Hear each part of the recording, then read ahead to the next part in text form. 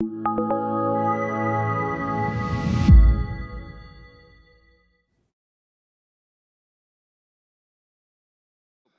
join me in welcoming Dr. Leftwich. She's the Barbara B. Jacobs Chair in Education and Technology, a professor of instructional system technology with the School of Education, and an adjunct professor of computer science at Indiana University in Bloomington. She currently serves as the Associate Vice President for Learning Technology for all of Indiana University's campuses within the Office of Vice President for Information and Technology. Dr. Leftwich's expertise lies in the area of the design of technology, computer science, and artificial intelligence for K-12 curriculum resources, and development and implementation of professional development for teachers and teacher educators. Dr. Leftwich investigates ways to teach computing and ways to prepare pre-service and in-service teachers to teach computer science. Her research focuses on the adoption and implementation of technology and computer science at the K-12 levels, specifically seeking opportunities to broaden participation in computing at the K-16 levels. Please join me in welcoming Dr. Leftwich.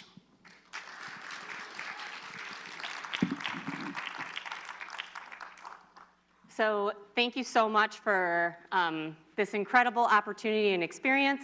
We're going to be talking today about empowering the future, the role of AI in K-12 education. And this is really my dream team over here, is to present with two of my kiddos. My name is Bryn Leftwich, and I'm a 5th grade student in Lakeview Elementary. My name is Holland Leftwich, and I'm a 5th grader at Lakeview Elementary School. Okay, so you'll have to move a little bit away from me so that we don't get, these are your cards here. These are your cards. Okay, you're gonna have to move a little bit away from me and a little bit away from each other. So move down the stage. Good job, excellent. You doing okay? All right. So I want you to imagine a 10-year-old captivated by the latest TikTok trend. And a Netflix recommendation comes on or a TikTok trend comes on that seems to read their mind. Now picture that child asking, how does it know what I like? And in that moment, we have a golden teaching opportunity, not just to explain a cool app, but to reveal the hidden machinery that's going on behind the scenes and how AI is shaping their world every day.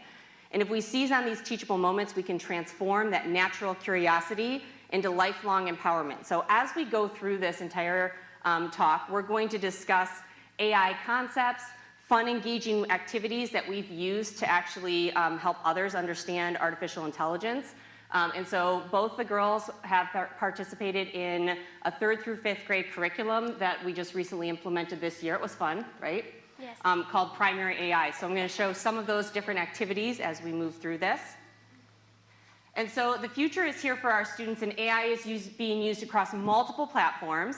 And so to introduce AI to teachers and students, I always start with this following video so they can see how AI is utilized across a wide range of disciplines to solve so many problems. And this also helps folks see what are the positive possibilities as we think about AI.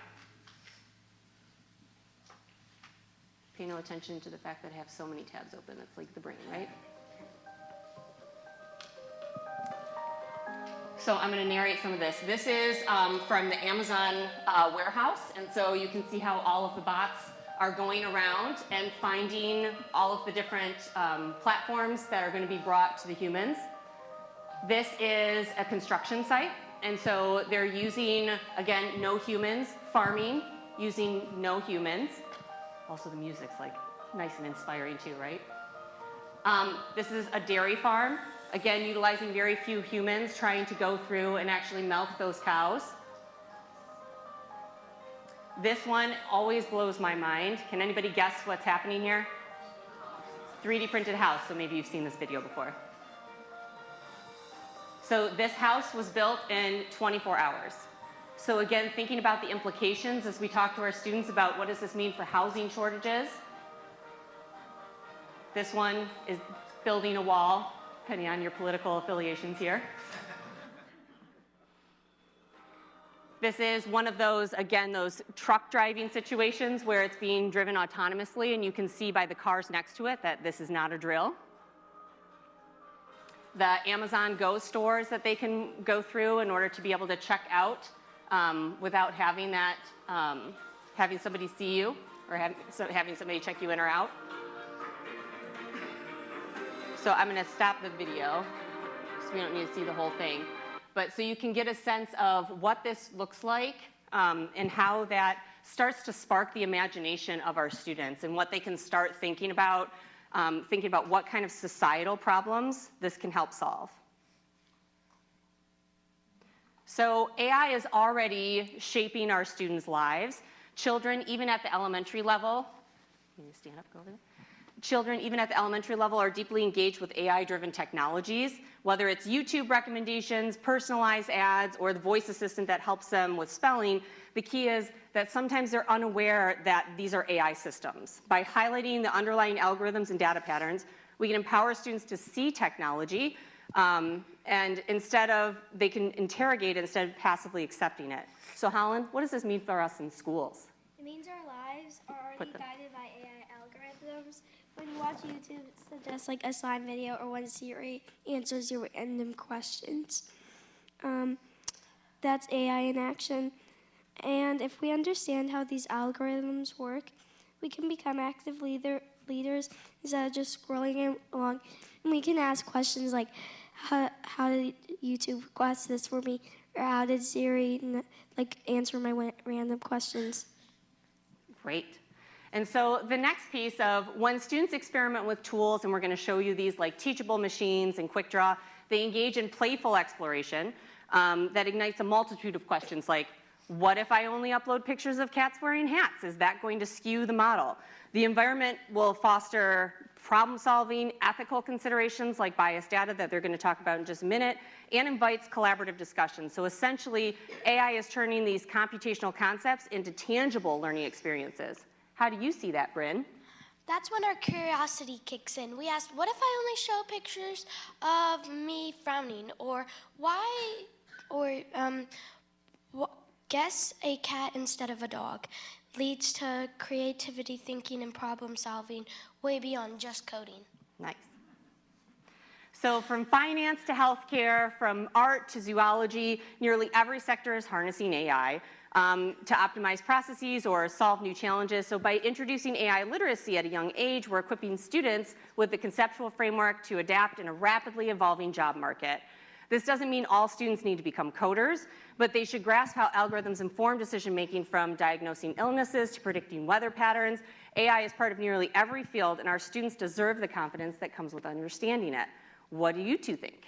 Well, in the future, it's not just programmers that use AI. It might be doctors, artists, chefs, teachers. Everyone might use AI in the future. If we learn AI now, we won't be behind when new careers pop up, and we'll also learn how they understand and think. Good job. So AI systems can unintentionally perpetuate biases, and if the training data is skewed. So elementary students, for example, might notice how a chatbot mislabels objects or overlooks certain categories. So by understanding why this happens, they can understand critical thinking and how misinformation can proliferate in an AI-driven world. Bryn, Helen, tell us more. AI can be built on biased data, which is mostly trained on one type of picture or group's opinion. It can give unfair answers or spread misinformation. When we learn AI, it might fail to get stuff wrong. We're able to say, hey, that's not fair, or that's missing some data. It helps us spot misinformation or algorithms that might be biased. So AI projects can become truly transformative when all voices are included. So whether a student is bilingual or has a unique cultural knowledge or has an affinity for the arts, each perspective enriches the data set and design choices. So early exposure is going to ensure that the next generation of AI solutions will reflect the diversity of our classrooms. Holland, Bryn, any thoughts on that? Absolutely. If there's only one kind of person that codes, AI might codes all AI. They might ignore languages or cultures or needs. But if all of us from different backgrounds join in, oh my God, we're very useful and more inclusive for everybody. So digital citizenship isn't solely about online etiquette. It's also about understanding how and why platforms collect user data. So by teaching AI fundamentals, we inherently teach students to question, who owns this data? What's being done with it? Do I have a say? This leads to more ethical, conscientious approaches to technology use. What does that look like in the 5th grade? Well, I used to click allow and every website pop up. Now I think, wait, who's tracking my info? When we learn AI, we learn about data collection and privacy too. Yes, and I make sure I turn off my Alexa when I'm not using it, so it's not always collecting my information. It's about being safe online, which helps us protect our personal information. So what exactly is AI? And we have a really great definition for it. Computer learning and making decisions. Yep, so this is how we've talked about it for our 5th graders, is that AI is the process of computers learning and then making decisions. And this is something that we go over and over all the time about, right? So we usually end up playing a game, right? And Brennan and Holland have played this game quite a bit. You have your microphones turned on so you can go down to the audience? Okay. All right, so usually how I play this game is I set it up in a large classroom, and I have 0% on one side, meaning this definitely isn't AI, and I have 100% this is definitely AI on the other side of the room, right? So students can decide where they're going, and if they're not sure, they can be somewhere in the middle or kind of like hedge their bets. It's really cute to see them like, well, that's the smart kid, I'm gonna follow the smart kid, right?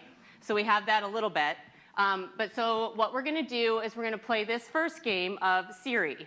So, and since we're all sitting in the audience, if you can raise your hand if you think Siri is using AI. Can you find somebody with a hand raised, Holland? Okay. Now everybody puts their hand down. Olgan, answer the question. Why is this AI? Why do you think this is AI? It doesn't sound like human. This is what? It doesn't sound like human. It doesn't sound like human, okay? So Holland, what's your response to that? Remember, our definition. What was our definition?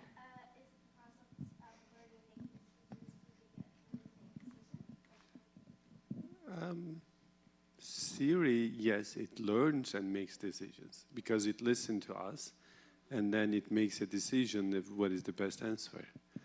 Okay, great. Thank you. All right, next, Spotify. Do you think that this is AI? Now people are deciding not to raise their hands. All right, Bryn, go find somebody. Why do we think Spotify is AI? I think Spotify is AI because it learns what you're asking for and then it gives you output of what it is you asked for. Absolutely, that sounds great. So again, we keep coming back to this notion of the learning and making decisions, right? So how is it learning? How is it making decisions for you?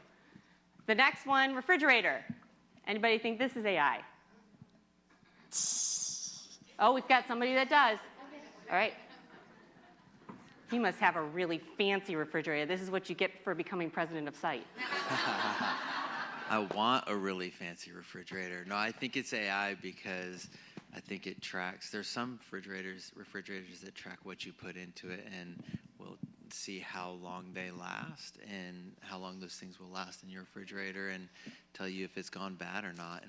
And they'll also look at your patterns and tell you what your grocery list should be. I love that. So I need that refrigerator. Amazing. We do. Yeah, we need that refrigerator. What about the self-checkout line? All right, you've got somebody who thinks AI. That's the current president. Oh, self-checkout. Sorry, I misread the question.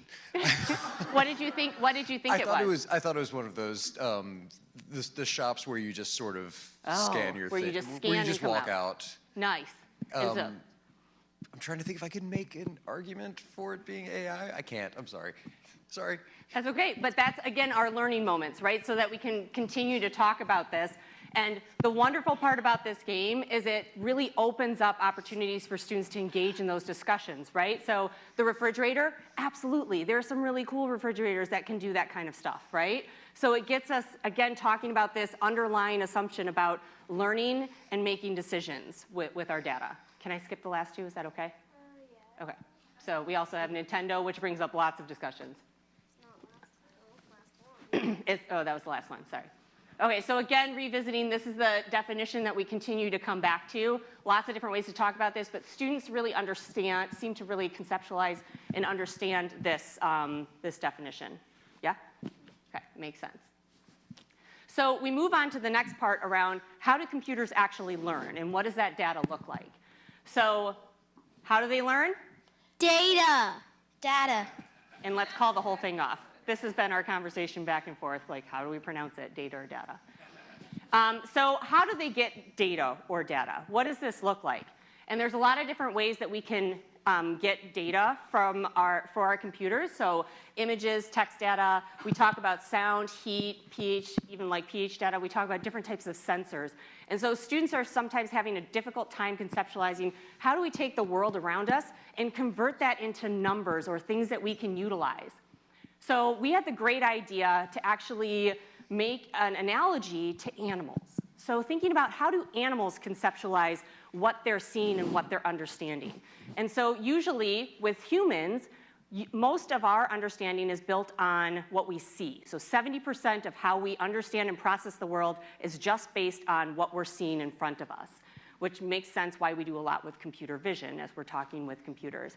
But when we think about animals and how do they understand the world around them, think about a snake. So a snake doesn't necessarily have fantastic eyesight.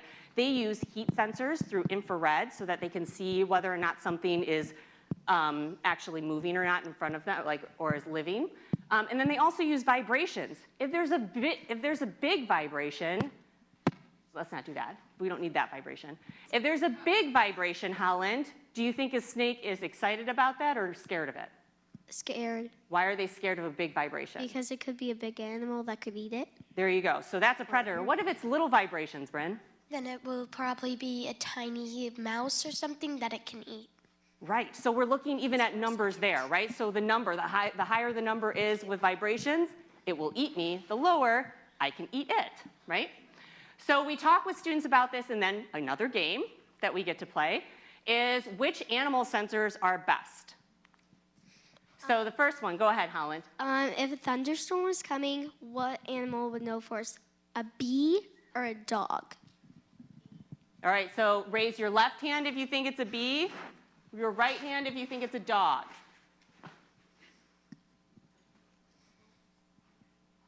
All right, you want to reveal? Or do you want to ask somebody? Maybe ask somebody. Okay, go ask somebody. Okay.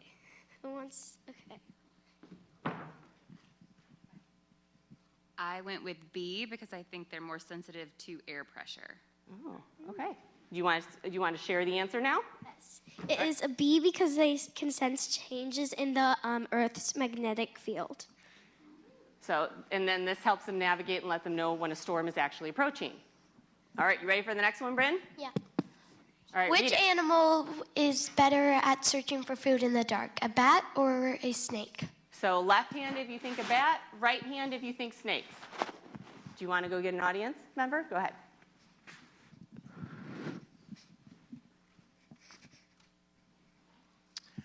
I think it's bats because they use echolocation, and I've been to Austin and they come out at night. Okay. All right. Ready for the answer, Bryn? Yep. Both, because snakes use heat sense and bats use echolocation in the dark. Yes. So it was hard for us to decide on a winner for that, but both have really great examples and, again, really great discussions where students are having about how are they taking the information around them and turning those senses into numbers. So lots of different sensors that we talk about, and one of the other activities that we do with this particular one is we show pictures of like a foggy day to try and to get students to say, what else could we give the computer to help the computer understand that it is raining or that it's foggy or whatever this might look like. So this is actually just taken directly from Wikipedia if you want that picture. But so all of this information, again, students start talking about what are the different sensors that we can use? How can we start thinking about the world around us and converting that again into numbers? And so one of the big ways that we talk about numbers is through computer vision and through pixels, because again, humans understand mostly through vision.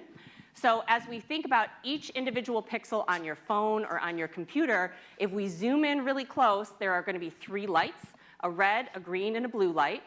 And each one of those lights, I like to think about them kind of like as sliders, right? And it goes from different numbers from 0 to what? 255. 255. Nicely done. So it goes all the way up to 255. So if I turn all of those lights all the way on, what color am I getting? Go ahead. White. Yep. And Bryn, what happens if I turn all of those colors all the way off to 0 across the board? Then we get black. Absolutely. So as we're thinking about different numbers, you can go ahead and scan this QR code. And I want you to try on your phone, figure out how do we make yellow? Because if we have red, green, and blue, that doesn't align with what we're usually doing in primary colors. Don't tell yet. I said, where's your phone? Where's my phone? Yes. I don't know. Do you need it right now? Yes. Let's wait for that. Okay, once you figure out how to make yellow, raise your hand, and Bryn will come to you with a microphone so you can tell us how to make yellow. And so this allows us to get into conversations, too, about how light is different from paint.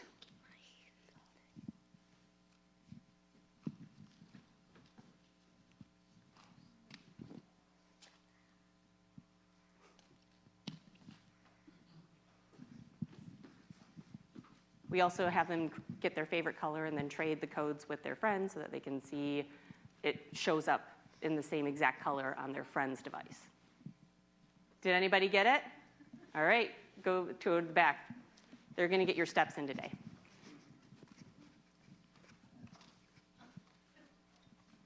All right, how do we make yellow? It is red 195, green 166, and blue 43. Okay, so does somebody have a different number? All right, Bryn, all the way down here.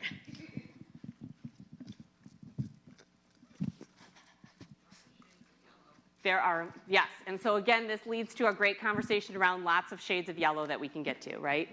I have red 239, green 191, blue 63. Absolutely. So, go ahead. Can I say like the? Yes, go ahead. It is red 255 and green 255. Yeah, so if you Blue turn 0. Yeah, so if you turn red and green all the way up, it should make some sort of yellow. Hopefully like the bright, super bright yellow, highlighter yellow. So again, this gets students into conversations, and if you get into CYK, I forget which one it is, but so you can get to cyan, magenta, and yellow. That's what CMY, thank you. So by turning 2 up and 1 down, that's how you get to that next level of colors. So the next thing that we have students do, and you can scan this code, but I'm not going to take too much time in it, you can upload your own picture, and then you can zoom in. So on the right-hand side, it'll have you be able to toggle the menu and choose a file, so you can pick a picture from your phone, upload it, and then zoom in. And the neat part is we've done this with their own pictures, too, and they've zoomed in on their eyes, and they're like, wow, my eye changes color from different ones. So even if you see, like this one is a created image, right? So you can see that the numbers are fairly consistent.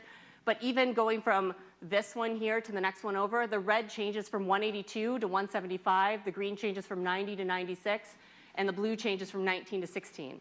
So that's how it's starting to fade out into the next color, whatever that might look like. Did everyone get to scan that QR code that wanted to play along? Okay.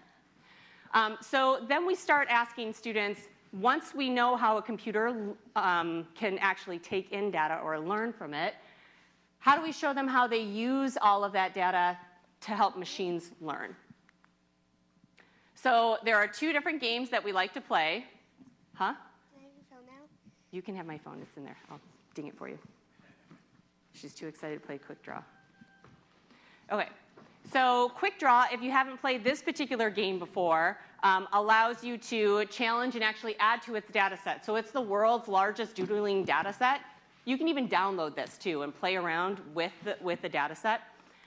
So, for example, I clicked on cake, and there are all these different ways that people have tried to draw cake, and it tries to guess what you're drawing within, I think, like 20 seconds. And so they give you 6 or 7 different pictures to try and draw, and then you go through that. So you can see from the cake one, I brought in some of the things that are more common. So candles seem to be something that is triggering it, right, to be able to see those shapes. Layers on that particular cake. And then I also pulled out this one because I thought these are interesting to have like a slice of cake, right? So if the way in which you conceptualize cake is going to be different than others, it's not going to be able to guess your particular data or what you're drawing. So I went through and I drew some different images. And so I was asked, please don't judge my drawing. Again, this was a trackpad, just putting that out too. So tried to draw a train and it didn't recognize it.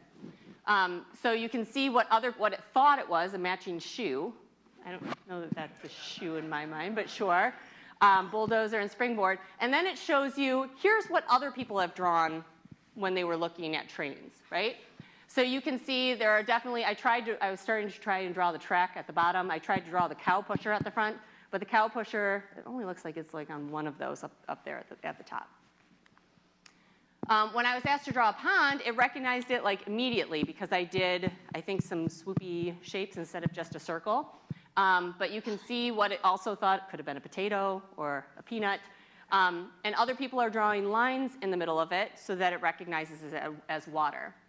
A French fry, I thought this was fascinating too, because it doesn't necessarily recognize words, but so many people put an M on it because of McDonald's, that it didn't guess it, my drawing, until I put the M on it. So it's also interesting to figure out what is the trigger that makes it, oh yeah, this is what you're trying to draw, instead of a castle or a cake. So that's one example for quick draw, and students absolutely love that. But then going in and further drilling down on the data and asking students, what about what you drew made the computer recognize it? And then going back and looking at the data set to have them do that. So it's a fun experience that they can do. And you guys have done this in your indoor recesses even, right? You like it, kids enjoy it. So the next one that I usually do is teachable machines. And teachable machines, you can do this with images, you can do it with your body movements, and you can do it with sound. So we typically start with images. And so what we did is we went around and took pictures of circles and squares around the resort, and then also uploaded some examples from the web to do circles and squares. And then you train the model, and it actually trains the model and goes through it. And then you upload different pictures. So this, I don't know if you've seen this around the resort, yes? I don't know exactly what it is. Is it a light? Does it light up at night? Okay. And so when I uploaded that, you can see over here on the far right-hand side that it recognized it as a square. So I thought this one would be tricky, right? But then when I zoomed in, then it was able to recognize the circle, right? The next one that I thought might be tricky, this was another one that was out by the pool. So this Connect 4, circle or square, what do you think it did? Circle, square. I've got some circles, I've got some squares. It recognized it as a square. So again, I went further and I just zoomed in on one, and then I was like, obviously circle. All right, last one. What do you think this one was? Square? Yes. So that recognized it as a square. And so I do have it live on here so we can play it at the end if there's time. How am I doing on time right now? Okay. Okay. So we can try and do some things from the audience. So if you have a circle or a square, you have that ready, and we can do it with the live action. All right, so what happens with this is then, how does this apply to students? How can they conceptualize and take these different ideas and move forward? So Bryn and Holland were part of a team. It was an elementary team for CS for Social Good for the state of Indiana. It was a competition. And they decided to build a chatbot. So I'm going to let them talk about that first. Our chatbot is named SID, which stands for safety instead of danger.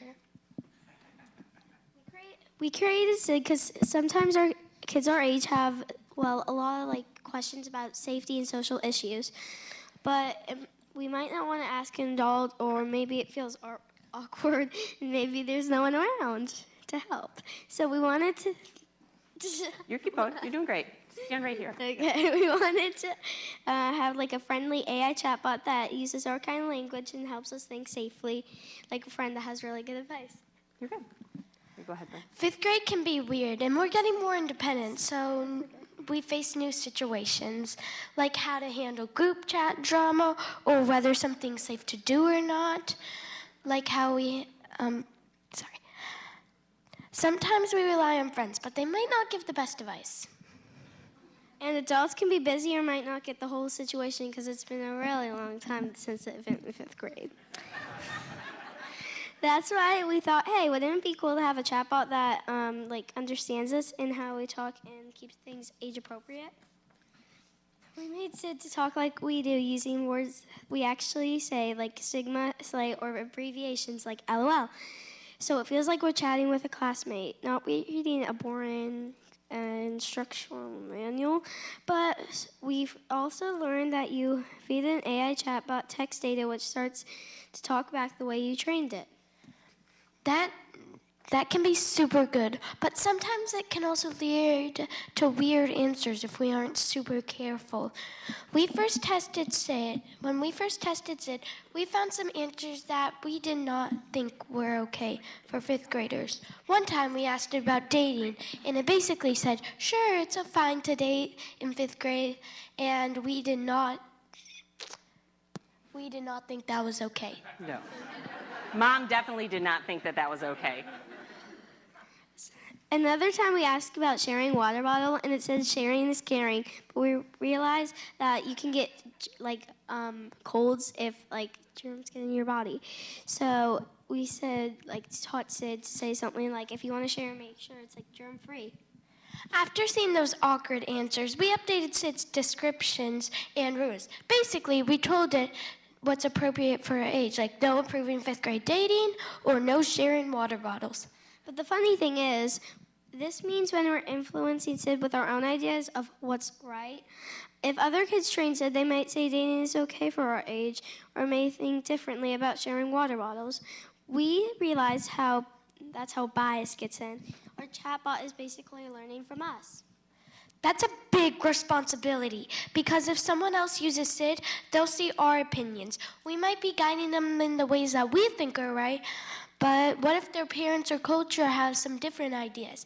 AI can spread our data, our biases, but it's so important to be aware. So that's it, our safety instead of danger chatbot. It helps us with everyday questions about what's safe, but also taught us a ton about data, bias, and responsibility. We hope our project shows that kids can build AI tools, but we have to be super careful about the data we put in. It's not just making about a cool chatbot.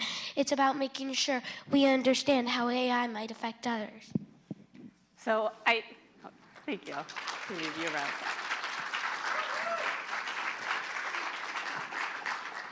So I think what really resonates with everything that they showed in their chatbot is all the things that we've been talking about, right? How it's learning from their data, how they had to go back and tweak that to make adjustments, and then how their bias can be interpreted from others and what that means for what they're building. So it's obvious to say that elementary students are fully capable of understanding these things and incorporating them into what that looks like moving forward.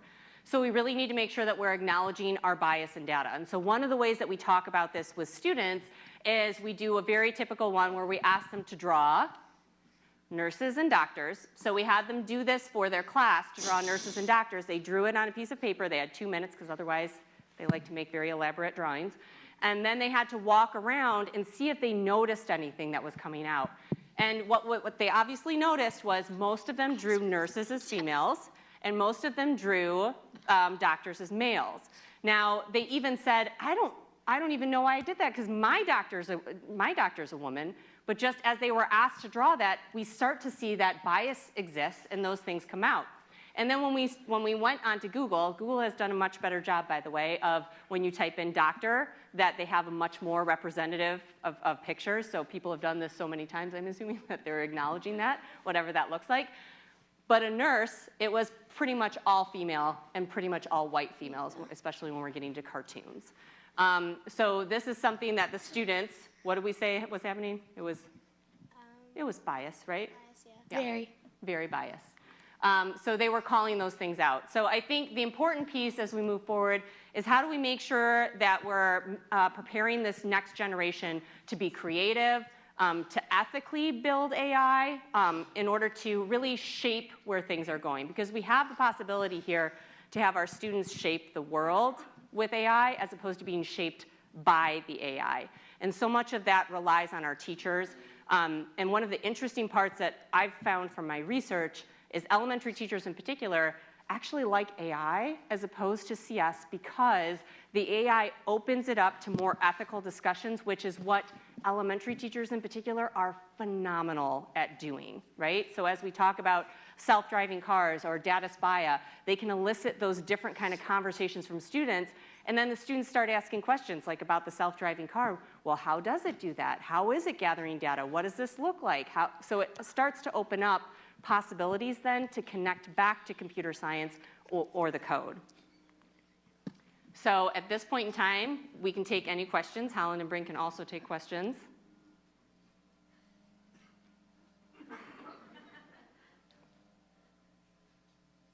It is a Friday morning. No and questions? It's been a long conference, so we also understand that. All right, Bryn. I can yell at everyone, give me the microphone. She really likes getting more steps. I like cyclists, so. Yeah. What was the best part of preparing this presentation with your mom? Aww. You can take the microphone back. Yeah. So make sure it's captured. I'm gonna say like it's just fun to like recite the lines and like I don't know. It's fun to spend time with my mom like doing it. They're getting extra ice cream. Yeah, my favorite part is looking forward to all the treats I'm getting if I'm good. Yeah, there we go. Well played. It's not just for that though, right? It's not just for that, no. Any other questions? Oh yeah, another question? Where do you plan on going with your chatbot? What would you do next with a chatbot? Oh, I would say to make it more like accurate with all its decisions, and maybe add like more things to the app, like Actually, make it an app. yeah, and like add videos, like instructional videos and that kind of Yeah. stuff. So the chatbot was just part of the app that you designed? That was the main part. Yeah, it was the main part, but We what else also did you had a include in bunch the of app? games. We had videos. We had quizzes. Talk about the videos. Like, why did you make the videos the way you did? Because all of the chatbots are like too old or too little for us. The videos that Yeah, the like usually come like with how to handle kind of drama and Yeah, situations. and maybe like you don't want to read it all, and you just want to go straight to a video, so like it just doesn't take as long. So the social emotional learning types of lessons were feeling a little bit dated to them, or that they were too high or way too babyish. So they created some different videos where they acted it out with their friends. One and was also vaping, yes, not one two. was vaping. Like peer pressure. and then one Like was safety. uncomfortable touch. Yes. So they talked about like difficult situations and tried to act those out in videos. Wrote the scripts themselves and then acted it out with you and friends. And then put those videos online too. And you also like may want to use the videos more because like there are people your age that you want to like go with, like see off of them. Yeah, Like an inspiration or something. there you go. Great. Keep going with that. Nice. Yeah, I just want to commend the maturity and creativity you guys have, and excited for your future. Thank you. I'm excited too. I can't wait to see where they go with this. Yes. Did you publish the app? I have fifth graders at home. No, sadly. Well, Not yet. so the app is on, they built the app with code.org's platform. So it technically is available through code.org's platform. So we can share that link if you're interested. Why didn't you? I should have included it in the presentation. I know. Another question. That's the next one then. Yeah. Any other, did you have a question too? No? Another question?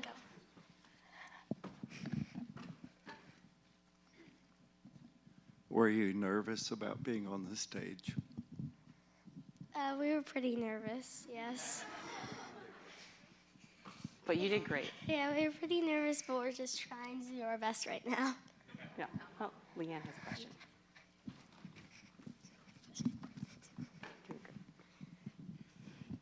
If you could give one piece of advice to all of your future teachers, so your 6th grade teachers, your 7th grade teachers, what would you hope that they know? That I'm their favorite and they won't be mean to me. Good job. But what do you think they should know about like teaching with AI and? I'm the best at it. Okay. We surely have a competence issue. Maybe that we should have more field trips at her. Oh yeah, well, we did a lot of really great field trips. There's a question in the back. Okay. So I'm going to answer Leanne's question too, because my son who's in 7th grade, his teacher made us sign a document that he was not using AI for any of his science experiments, and I didn't respond, right, because I signed the document and just sent it in. Did not take it necessarily as a moment because I don't want that to come back on my son. But the idea around, I think it's a challenge sometimes for teachers to understand what's capable, right? So like my son iterated on some of his science experiment types of questions using ChatGPT, just because what happens if you don't have somebody at home that knows about science and can help you figure out like what kind of hypotheses should we be setting up, or how could we set up the science experiment? And you would be looking it up anyways, right, online. So I think that's one of the things that I would like to showcase to teachers, that it's not just all writing your essays, right? There's a lot of different ways that we can use it. Okay, you guys are so brave to get up on stage in front of all of us. We represent a lot of different colleges in the world, right? And you guys are experts for us. Super cool, so thank you. I'm curious what college or university you're aiming for and why. So I'll let them answer, but one of the ways that I've actually, instead of asking them even like what job they want or what that looks like, I saw this really inspiring Instagram post was, instead of asking kids what job they want to have, ask them what problems in the world they want to solve. And I thought that's a brilliant way to kind of move them in that direction, because there's so many different ways to attack a problem, right? And build up your expertise. So do you have an idea of what college you want to go to? Say a smart one. So say a smart one.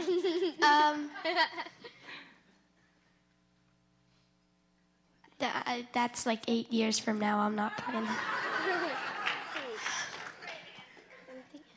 Indiana University is where Mom wants them to go right now, just because of college tuition. But well, the problem I want to solve is like helping animals through AI. Oh. Like, so that's what I'm kind of aiming for. I like that. Make your own college about it. There you go. What could it be called? You can iterate with AI on that. Wah, wah. Mom jokes. All right, you got another question? Or Is that a question? was that a question? No, just kidding. Just kidding. Anything else? Next slide. Thanks. Well, we just want to thank you so much for being an amazing audience. And really appreciate it. Thank you so much. One more round of applause for our keynote speakers, Ottenbreit and Leftwich. Good job.